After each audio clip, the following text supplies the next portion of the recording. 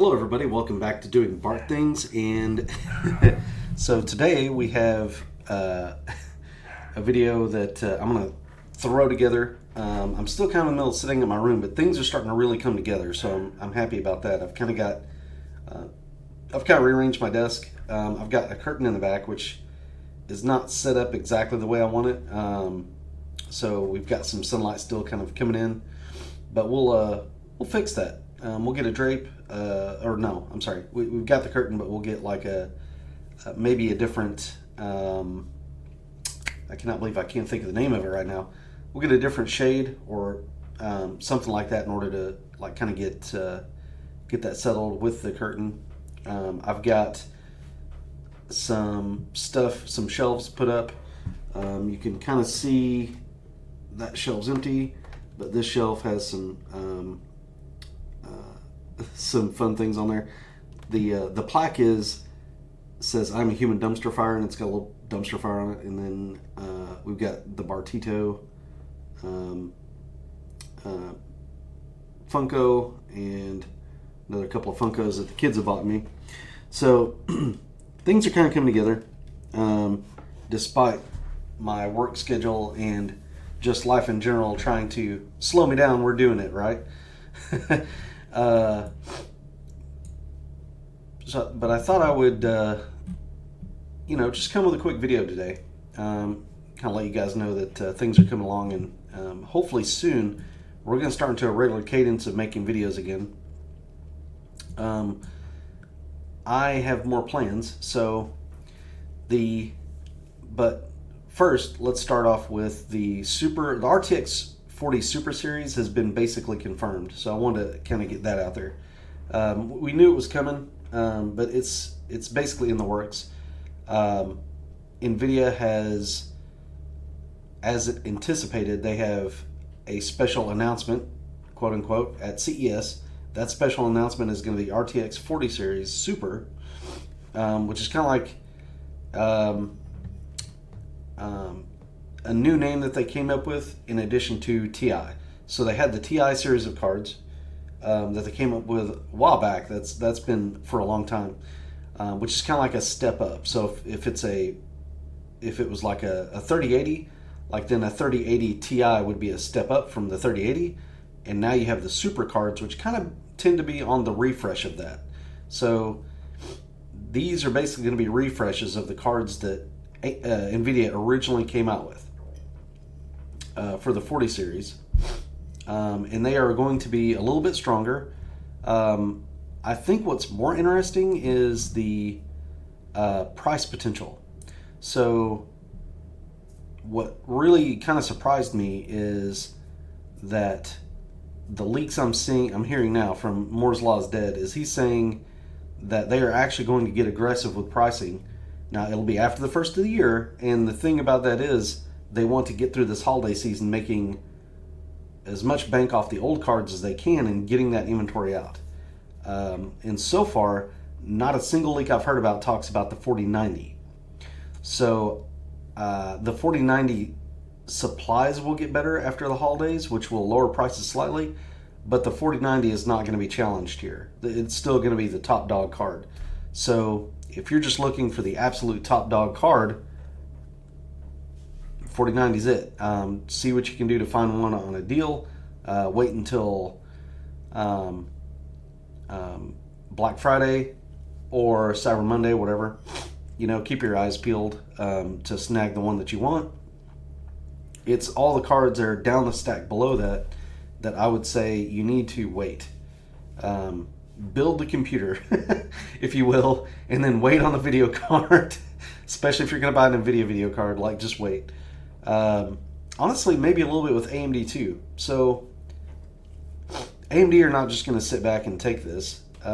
My guess is they're going to cut their prices, potentially significantly, because the cut I'm hearing for these Nvidia cards is you could get a 4080 Super for $1,000 potentially. Now, $1,000 video card again is crazy. That's just so much money for a video card. However, the 4080 itself debuted at $1,200. So that is a step in the right direction, and that's a lot of video card for to be out there. And if they do that, and then basically they're going to release, and I kind of had a suspicion of this when they released the 40 series. Honestly, now that I'm thinking about it, I looked at the pricing and I looked at what these cards were, and I thought to myself, this is too much. Like, they've upped what they've done is, basically upped the tier of each card. So the 4080, they were charging $1,200. That was like the top end card, and then they going down from there. It was basically they were charging a 4090 price for the 4080, and then they were charging a 4080 price for the 4070, and so on and so forth, right? And I was like, this is not good. Like, nobody's going to buy at these prices. And I was right. The 4080 was the worst selling video card maybe in the history of Nvidia. It was the worst selling video card they've basically ever had. The 4090 did well, which, again, the 4090 is for those people who are like, I'm really into this, I'm going to save up and do this, right? But not, the rest of the lineup was just like, well, it doesn't even give me you don't even get I'm the top dog, like, it's for paying, 5-year upgrade money on these video cards. So that was no bueno. So they may be addressing that, and I think that is a step in the right direction. I'm not going to knock Nvidia for that. I still think prices are kind of high overall. However, I think that's going to be a lot more for your money. I think the more interesting ones for most people are going to be the mid-range cards, because the super mid-range cards are really going to put things back into place a little bit. Not perfectly, but I think a little bit. So I would keep an eye out for that. The prices that I've heard rumored, again, like a grand for the 4080 Super, 4070 Ti Super, which apparently that is going to be the thing. Rumored prices like, what is it? Let's see, about maybe 700 even. 4070 Super all the way down to like 600. I mean, it's these three cards, when they come in, they're going to also drop the cards prices that are below them, potentially, like the 4070. And like I said, it's going to put things a little bit more back in line. And that is good, because I don't think they liked the way that the 7900 XTX was selling, which kind of proved that, look, people are willing these days to go and buy some AMD video cards if they have to, to get the level of performance they want. You can sit here and talk about ray tracing and all that stuff, but raster performance is still the king. And, look, ray tracing is awesome. Like, it looks great. It's the only thing that I really kind of like about the, I like anything that increases fidelity is awesome. The problem is the cost of performance is not worth it. I do not like the frame generation stuff, really. It's there, and I talked about it in a favorable way when I was talking about AMD, because to me, if it's a feature and your competition offers that feature and you don't, that's an advantage for your competition. So I was glad to see AMD offer that, but that doesn't mean I'm going to enable it. I don't like it. I don't like anything that creates latency between me and input. I don't like that. So I think that that's going to be the key, right? Is now that we're on sort of more of a software parity, I think Nvidia is seeing that the AMD cards are selling quite well, and they're like, we're not going to put up with that. Like, we're going to come in here and get back in track. So I think that part of it's good. It's going to be very interesting to see what CES allows. I suspect these cards will be available by February, all of them. There's probably going to be a staggered release in January. That's all the rumor mill stuff that I hear.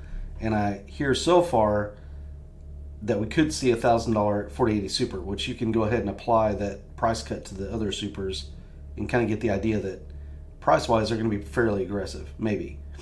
I am still going to be really surprised if that happens. I think $1099 is probably where they'll debut this card, but it would be cool to see a $1,000 4080 Super. I think that would go a long way to sort of restoring some of the horrible mind share that they've gotten last year from these overpriced cards. So we'll see what happens. All right, moving along. I am looking at Christmas presents for me, I guess, if you will. Well, sort of. I've been looking at for the channel to have some more horsepower, maybe to try some other things. I've been looking at upgrading. One of the upgrades I've been thinking about is getting a new motherboard CPU. And as crazy as it sounds, I know it sounds like I've been a really big time AMD fanboy, but I mean,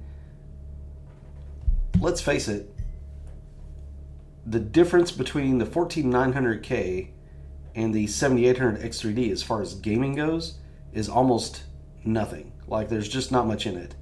But if you want a computer that does a lot of other things or has a lot of multitasking, the 14900K wins. It is also more expensive.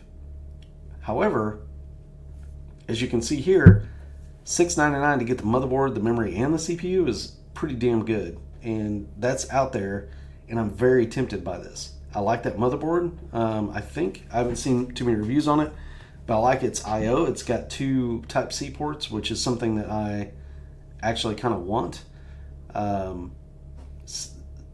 32 gigs of RAM, DDR5 6000 kit. I mean, this RAM probably sucks. It's probably just cheap is what it is, but it'll get me going. So I'm thinking maybe to snag this. Might be good. I'm thinking I really want a desktop case. So here's the deal. I really like this case. This is the brand new NZXT H6 Flow.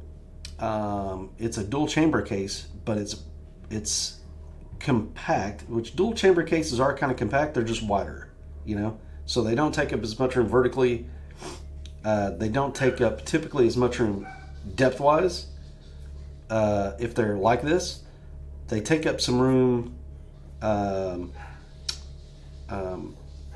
in width because the power supply is on the back, so they spread out that way, right?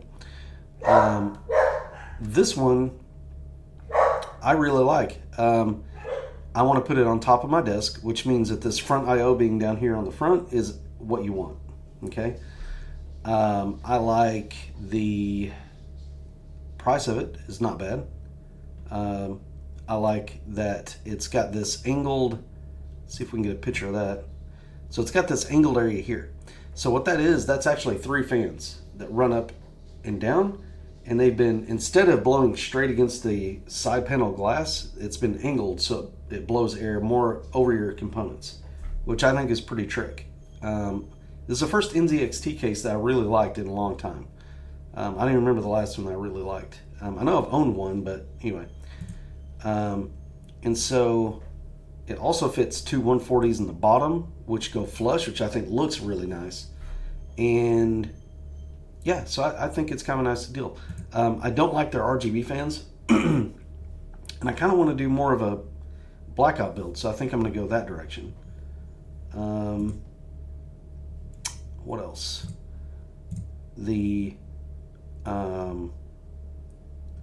saw a Crucial SSD here, 4 terabytes. That's pretty crazy for $200, and then a 1,000-watt power supply. So that's kind of what maybe I'm thinking about. I may change plans, but that may be kind of where I go.